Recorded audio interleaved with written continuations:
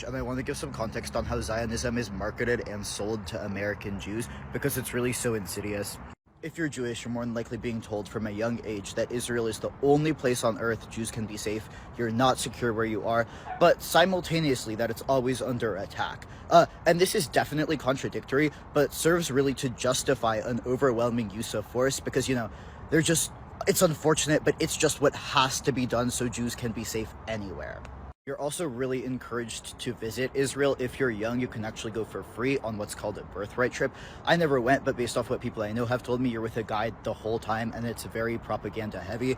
Actually, hearing it be called a birthright trip and being very pressured to go was one of the first things that made me question Zionism because nobody in my recorded line of ancestors was born in Israel. Why is it called whose birth? The only history I was given about Israel when I was young is this is where Jews are from and this is where we went to be safe after the Holocaust.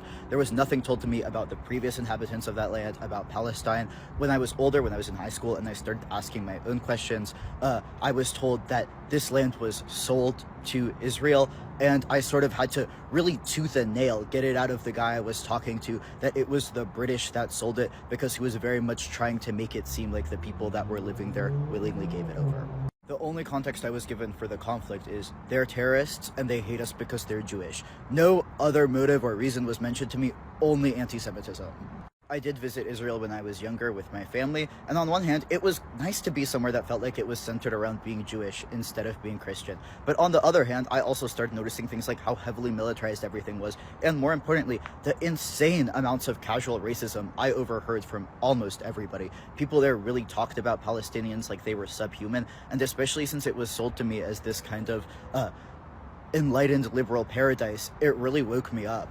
Because all the Jewish people around you have been being told the same thing since birth, it really isolates you from your community. I am not the victim in this conflict at all, but it is very hard to find a synagogue or any kind of Jewish group that is not only pro-Israel, but will be viciously cruel to you for even questioning Zionism. You will be called self-hating, you will be called a traitor to your own people. People will imply that you would have helped the Nazis during the Holocaust. All this bloodshed and cruelty is sold to you is for your safety, for your protection, and how dare you question it? How dare you be ungrateful for what we do to keep you safe? And it's so sad all around.